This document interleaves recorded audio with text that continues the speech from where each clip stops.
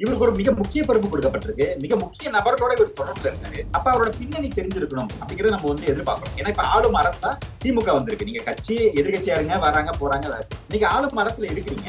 உங்க கட்சியை சார்ந்த முக்கிய நிர்வாகியா இருக்காரு. அயலக அணிக்கு அவர் பொறுப்பு கொடுக்கப்பட்டிருக்கு. அதுல குறிப்பா MP MM அப்துல்லா அவர்களோட ஒரு நீண்ட தொடர்புல இருக்காரு. அவர் கூட அடிக்கடி பயணிக்கிறாரு அப்படிங்கிறது பாக்குறோம்.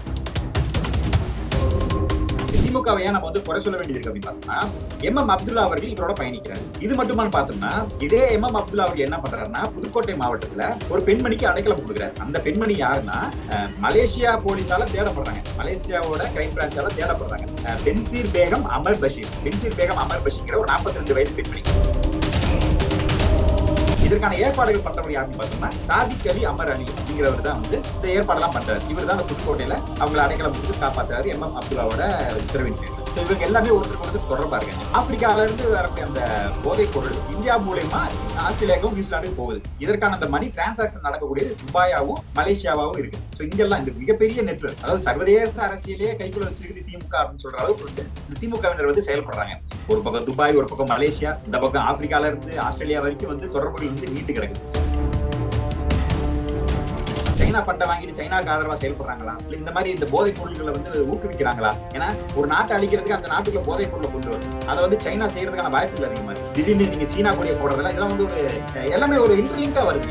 யதார்த்தமா இந்திய தேசிய கொடிக்கு மேல சீனா கொடியை பயன்படுத்துறது யதார்த்தமான ஒரு மிஸ்டேக்கா இருக்கு. எப்படி அப்படி ஒரு மிஸ்டேக் நடக்கும்? ஏன்னா திடீர்னு ஒரு நபர் உலக நாடுகள் முழுக்க போய் முதலீடு செய்ய முடியாது. ஆப்பிரிக்கால இருந்து எடுத்துட்டு விற்கிறாருன்னா எவ்வளவு பெரிய நெட்வொர்க் தேவைப்படும், எவ்வளவு பெரிய பணம் தேவைப்படும். இது எளிதில் கிடைக்கிறதுக்கான வாய்ப்புகள் இல்லை. அப்ப இது மிகப்பெரிய ஒரு ஃபண்ட் தேவை. இவ்வளவு பெரிய ஃபண்டை கொடுக்குற அளவுக்கு சோர்ஸ் யார் இருக்கு? திமுகவோட முதல் குடும்பத்துக்கு தான் இருக்கு. ஒரு மிகப்பெரிய ஃபண்ட் திமுகவோட முதல் குடும்பத்துல இருந்து வந்திருக்கு. அந்த ஃபண்டை எடுத்துதான் இவருக்கு தொழில் தொடங்கி இதை வருமானமாக்கி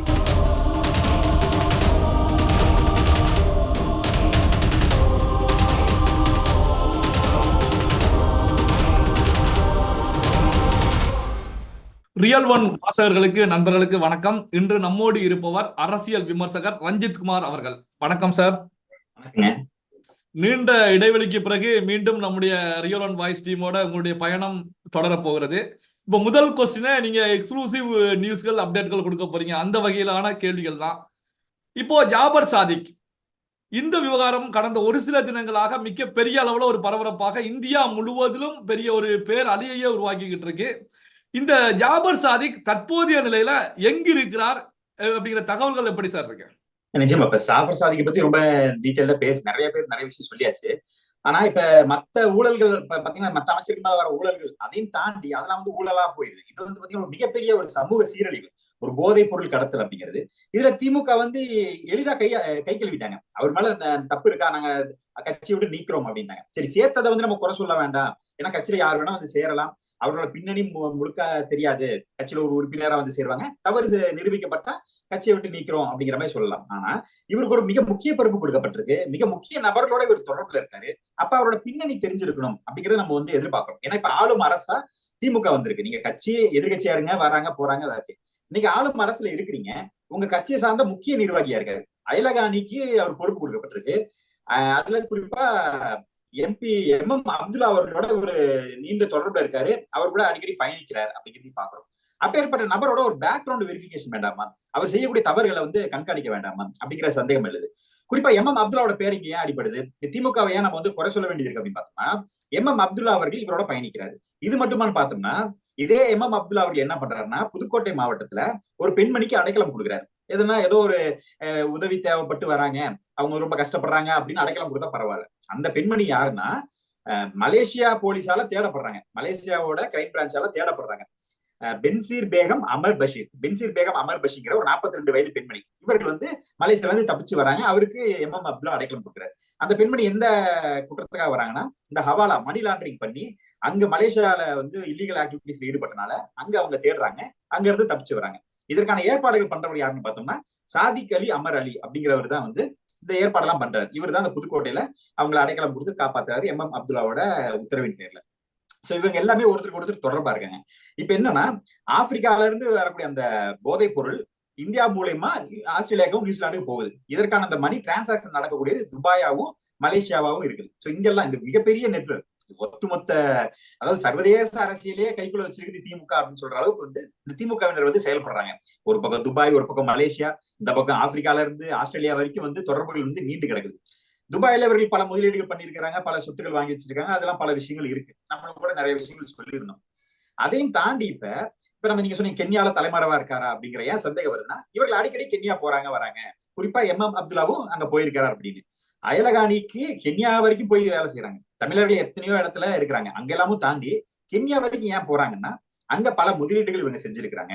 அங்க இந்த ட்ரக் மாஃபியாவுக்கு ஒரு மிகப்பெரிய இருக்கு. ஏன்னா ஹப்பா செயல்படக்கூடியதே பாத்தீங்கன்னா ஆப்பிரிக்கா தான். ஆப்பிரிக்கால இந்த gold mining, diamond mining, illegal இந்த ட்ரக்ஸ் உற்பத்தி எல்லாமே அங்கதான், ப்ரொடக்ஷன் எல்லாமே அங்கதான் நடக்குது. அது மூன்றாம் தர நாடுகளா இருக்கனால அங்க வந்து இவர்கள் முதலீடு செஞ்சிருக்கிறாங்க. குறிப்பா கென்யாக்கு பக்கத்துல இருக்க உகாண்டால இருக்கக்கூடிய ஒரு தீவு கோம் ஐலாண்ட், அங்க வந்து சொகுசு பங்களாக்கள் கட்டியிருக்காங்க. அதுல இவர் இருக்கிறதுக்கான வாய்ப்புகள் இருக்கு. உகாண்டால நிறைய முதலீடுகள் செஞ்சிருக்காங்க. அங்க ஒரு தீவு, அந்த தீவை இவர்கள் வாங்கிட்டாங்களா, அந்த தீவுல இவர்களுக்கு தனியான இது இருக்கா அப்படிங்கிறது இப்ப தகவல் வந்துகிட்டு இருக்கு. அங்க இருக்கிற வாய்ப்புகள் அதிகமா இருக்கு அப்படிங்கிறாங்க. சோ இதுதான் இவர்களோட நெட்வொர்க். அந்த அளவுக்கு இவர்கள் வந்து இந்த பணம் எங்க இருந்து வந்துச்சு? இப்ப சாதிக்கு வந்து எங்க இருந்து பணம் வருது? ஏன்னா இப்ப ஒரு சம்பாதிச்சிட்டார், இல்லீகலா சம்பாதிக்கிறார். இதற்கு ஒரு பேஸ் வேணும் இல்லையா? இதற்கு ஒரு இன்வெஸ்ட்மெண்ட் வேணும் இல்லையா? அது திமுகவோட பணமா தான் இருக்க வாய்ப்புகள் அதிகமா இருக்கு. ஏன்னா திடீர்னு ஒரு நபர் வந்து உலக நாடுகள் முழுக்க போய் முதலீடு செய்ய முடியாது. இப்ப ஆப்பிரிக்கால இருந்து எடுத்துட்டு வந்து விற்கிறாருன்னா எவ்வளவு பெரிய நெட்வொர்க் தேவைப்படும், எவ்வளவு பெரிய பணம் தேவைப்படும் அப்படிங்கிற ஒரு விஷயம் இருக்கு. இது எளிதில் கிடைக்கிறதுக்கான வாய்ப்புகள் இல்ல. அப்ப ஏதோ மிகப்பெரிய ஒரு ஃபண்ட் தேவைப்படும். இவ்வளவு பெரிய ஃபண்டை கொடுக்குற அளவுக்கு சோர்ஸ் யார் இருக்கு? திமுகவோட முதல் குடும்பத்துக்கு தான் இருக்கு. ஏன்னா அப்துல்லா வந்து ஒரு வெறும் எம்பி தான். அவரால இவ்வளவு ஃபண்டிங் கொடுத்து ஆப்பிரிக்கால போய் ஒரு பிசினஸ் பண்ணி அங்க இருந்து கொண்டு வந்து நீங்க இவ்வளவு ஆஸ்திரேலியா, நியூசிலாந்து வரைக்கும் கொண்டு போகணும்னு சொன்னா நடைமுறை சாத்தியம் இல்லை. அப்ப ஒரு மிகப்பெரிய ஃபண்ட் வந்து திமுகவோட முதல் குடும்பத்துல இருந்து வந்திருக்கு. அந்த ஃபண்டை எடுத்துதான் இவர்கள் தொழில் தொடங்கி இதை வருமானமாக்கி அந்த பிளாக் மணியை ஒயிட் ஆக்கி வேற பிசினஸ் மாதிரி கணக்கு காட்டி ப்ரொடக்ஷன் வச்சிருக்க மாதிரி படங்களுக்கு முதலீடு பண்ற மாதிரி ஒரு காரணம் காட்டி அதுல ஒயிட் ஆக்கி அந்த பணத்தையே கொண்டு வந்து இவர்கள் வந்து திரும்ப நிதியா கொடுக்குறது. கட்சி நிதி, முதலமைச்சர் நிவாரண நிதி, அது மட்டும் இல்லாம உதயநிதிக்கு தனியா உதயநிதி கையில ஒரு 2 லட்சம் கொடுத்து அதை ஒரு நிவாரண நிதினு சொல்லி இப்படி பல்வேறு விதமான ஒரு விதங்கள்ல பணத்தை உள்ள கொண்டு வர முயற்சி பண்றாங்க. சோ இதனால ஏன்னா இப்ப இந்தியாவுல இருந்து தான் நிச்சயமா மாற்றத்துக்கு மாட்டியிருப்பாரு. ஏன்னா இப்ப பிரதமர் மோடி அவர்களுமே வந்து திமுகவை சும்மா விட மாட்டோம்னு சொல்லிட்டு போயிருக்காங்க. அப்ப இது வந்து கரும்பு தின்ன கூலி மாதிரி இவர்கள் அடிக்கிறது ஈஸியான விஷயம். அப்ப இந்தியாவுக்குள்ள எங்க இருந்தாலுமே இந்நேரம் உளவுத்துறை வந்து தேடி எடுத்திருப்பாங்க. ஏன்னா இவ்வளவு பெரிய விஷயம். இது ஏதோ ஒரு சின்ன கிரைம் இல்ல, ஒரு பொட்டி கடையில வச்ச பிரச்சனை அப்படின்னா அது உள்ளூர் போலீஸ் பார்த்து, இது இன்டர்நேஷனல் லெவல்ல டெல்லி வரைக்கும். அது மட்டும் இல்லாம இது உலக நாடுகளே வந்து இந்தியாவை வந்து ஒரு வேற மாதிரி பாக்குற ஆரம்பிச்சாங்க. நீங்க ஹப்பா செயல்படுறீங்க. எங்க நாடு நியூசிலாந்து, ஆஸ்திரேலியா வந்து என்ன நினைக்கிறாங்க, எங்க நாட்டுக்குள்ள உங்க நாட்டுல இருந்து தான் வருது, உங்க நாட்டுல இருக்க முக்கியமான நபர்கள் தான் இதை பண்றாங்க அப்படி இந்தியாவை குறை சொல்ற ஒரு சூழல் வந்துருச்சு. அப்ப நிச்சயமா ஒரு வேட்டையாடப்பட வாய்ப்புகள் அதிகமா இருக்கு. அப்ப இந்தியாவுல இருந்து தான் நிச்சயமா கைது செய்யப்பட்டிருப்பார். அப்படிங்கிறப்ப இவர்கள் தப்பிச்சு போக வாய்ப்புகள் அதிகமா இருக்கக்கூடிய பகுதியா கென்யா, உகாண்டா தான் இருக்க வாய்ப்புகள் அதிகம். சோ குறிப்பா உகாண்டால அவர் தலைமறைவா இருக்க வாய்ப்புகள் அதிகமா இருக்குன்னு வரக்கூடிய சோர்ஸ்கள் மூலமா நம்ம தெரிஞ்சுக்கலாம். இப்போ இந்த விஷயத்துல பாத்தீங்கன்னா மலேசியா போலீசாரால் தேடப்படக்கூடிய பெண்மணி திமுக எம்பி வீட்டுல அடைக்கலமாக இருந்தார் அப்படிங்கிற தகவல்களை முன் வச்சுக்கிறீங்க.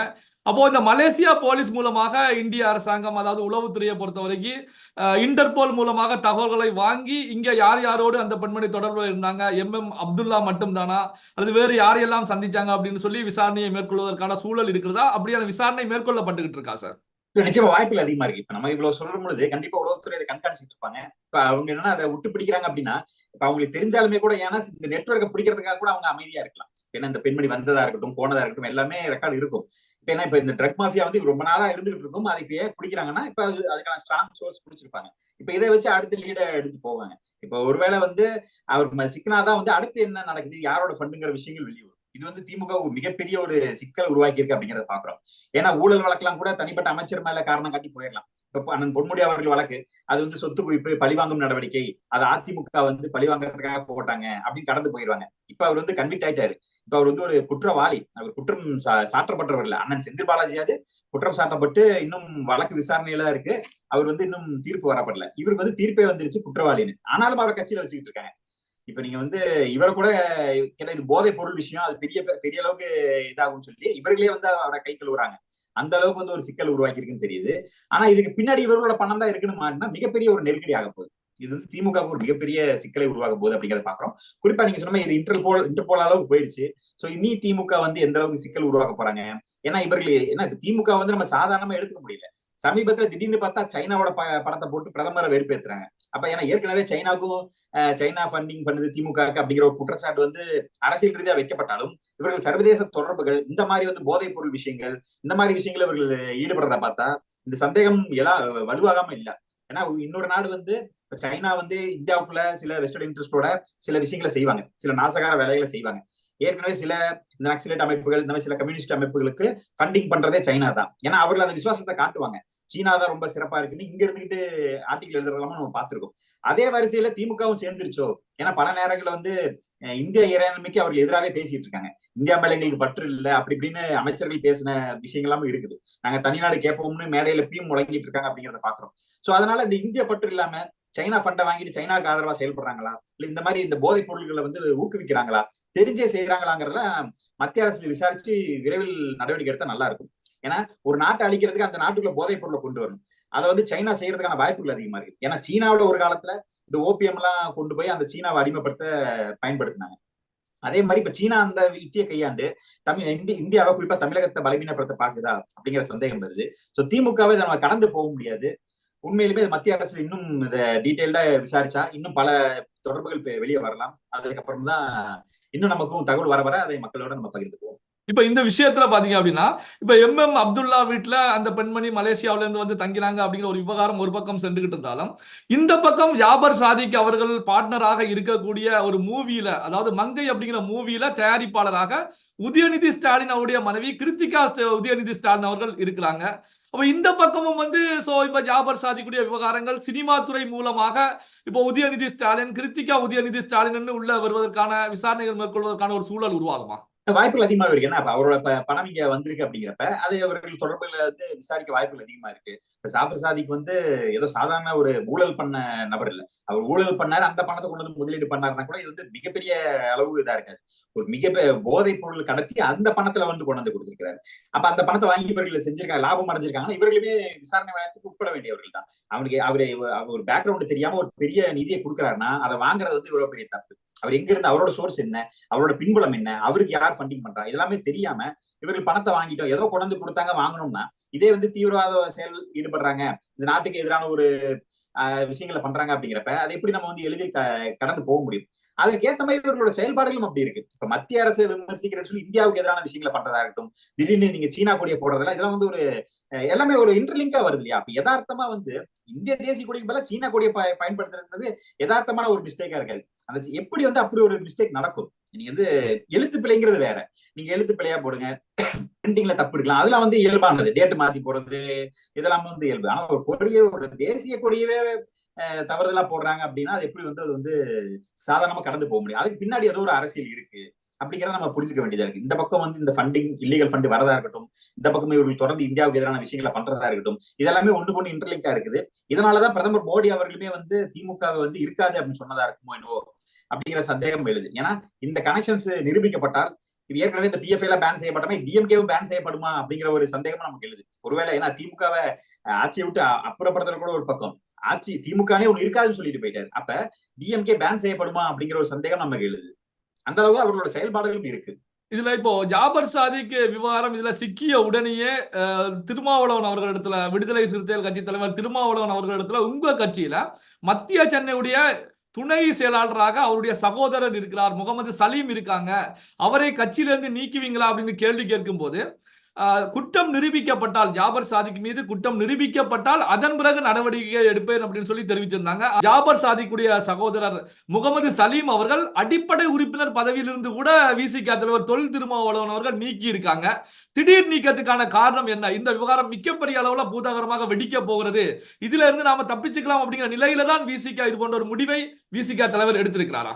நிச்சயமா அதுக்கான வாய்ப்புகள் தான் அதிகம். குறிப்பா பார்த்தோம்னா இப்ப இதுல மத ரீதியான பிரச்சனைகள் வரும். ஏன்னா இதுல குறிப்பிட்டு பார்த்தோம்னா சில இஸ்லாமியர்கள் ஈடுபட்டதுனால ஒட்டுமொத்தமா இஸ்லாமிய சமுதாயத்துக்கு எதிரான ஒரு விஷயமா போகும். அப்படி ஒரு இதை உருவாக்கி இது சிறுபான்மையினருக்கு எதிரான ஒரு தாக்குதல்னு திசை திருப்ப பார்ப்பாங்க. தப்பு யாரு செஞ்சாலும் தப்பு தான், அது இஸ்லாமியரா இருந்தாலும் சரி, ஹிந்துவா இருந்தாலும் சரி, தப்பு தான் அப்படிங்கிறத பார்க்கணும். ஆனா இந்த சிறுபான்மையினர் அப்படிங்கிற ஒரு போர்வையில இதை மூடி மறைக்க பார்ப்பாங்க. ஆனா இது கையை மீறி போயிருச்சு அப்படிங்கிறத பார்க்கணும். குறிப்பா பார்த்தோம்னா அண்ணன் திருமா அவர்கள் என்னன்னா தொடர்ந்து வந்து இஸ்லாமிய சமுதாயத்தை காப்பாத்துறேன் அப்படிம்பாரு. தலித் சமுதாயத்தை தாண்டி நான் இஸ்லாமியர்களையும் அரவணைச்சு கொண்டு போறேன் அப்படின்னு. அதுக்கு பின்னாடி பல்வேறு காரணங்கள் சொல்லப்படுது. ஏன்னா இப்ப சில இஸ்லாமிய இயக்கங்கள் இவருக்கு ஃபண்ட் பண்ணுது அப்படிங்கிறாங்க. அது தீய இயக்கங்களும் இருக்காங்க. எல்லா இஸ்லாமியர்களும் தப்பு இல்ல, சில அடிப்படைவாத இயக்கங்கள் இருக்காங்க, அவர்கள் இவரை ஃபண்ட் பண்ணி இவரை இயக்குறாங்க. அப்ப அப்படிப்பட்ட நபர் தான் இந்த சலீம் அவர்களும். ஏன்னா இவர்கள் வந்து இல்லீகலா ஃபண்டிங் கொண்டு வந்து அந்த ஃபண்டை வச்சு இஸ்லாமியர்களுக்கு எதிரான ஒரு தாக்குதல் நடக்குது அப்படின்னு சொல்லி மத்திய அரசுக்கு எதிரான ஒரு போர்வையை உருவாக்கி அந்த போர்வையில இவர்கள் செயல்படுறாங்க. உண்மையாலுமே பாதிக்கப்படுற இஸ்லாமியர்கள் இவர்கள் குரல் கொடுக்கல, அவர்களுக்கு எதுவுமே நல்லது செய்யல. இப்ப பாத்தீங்கன்னா இந்த பென்சீர் பேகமா சொன்ன மலேசியால இருந்து வந்த லேடி, அவங்களும் இஸ்லாமியர்கள் தான். அந்த லேடியை போய் நாளைக்கு அரெஸ்ட் பண்ண என்னப்பாங்க, இஸ்லாமியர்கள் எதிரான தாக்குதல், அதுக்கு அடைக்கலம் கொடுத்தவர் யாரு, சாதிக் அலின்னு, அவரை போய் பிடிச்ச என்னம்பீங்க, இஸ்லாமியர்கள் எதிரான தாக்குதல். இதுக்கு உதவி செஞ்ச எம்பி யாரு, MM அப்துல்லா, அவர் மேல நடவடிக்கை எடுத்த என்ன சொல்லுவீங்க, இஸ்லாமியருக்கு எதிரான தாக்குதல். இப்ப இவர் சாதிக்க பிடிச்சா என்ன சொல்லுவாங்க, சாதிக்குமே இஸ்லாமியருக்கு எதிரான தாக்குதல் அப்படிமா. தொடர்ந்து என்ன இந்த ஒரு நெட்வொர்க்கை பயன்படுத்த மதத்தை போர்வையா பயன்படுத்திக்கிறாங்க. இஸ்லாமுக்கு வந்து இஸ்லாம் வந்து போதைப் பொருட்கள் எதிராக தான் இருக்குது. ஆனா அந்த மார்க்கத்தில் இருக்கக்கூடிய நபர்கள், அந்த பெயர் தாங்கிகள் வந்து செய்யக்கூடிய தவறுக்கு அவர்கள் அதை போர்வையா பயன்படுத்திக்கிறாங்க. மதத்தை தங்களை போர்வையா பயன்படுத்தி தங்களை தற்காத்துக்கிட்டு இதன் மூலியமா ஒரு தொடர்பு உருவாக்குறாங்க. இதை வந்து வச்சு அரசியல் பண்ணிட்டு இருந்தாங்க. இன்னைக்கு இது கைமீறி போனனால அவர் இஸ்லாமியராகவே இருந்தாலும் கூட கைவிட வேண்டிய சூழலுக்கு திரும்ப அவர் வந்திருக்காரு அப்படிங்கிறத பாக்குறோம். பல்வேறு முக்கியமான தகவல்களை நம்முடைய ரியல் ஒன் வாய்ஸ் நேயர்களோடு பகிர்ந்து கொண்டதற்கு நன்றி சார். நன்றிங்க.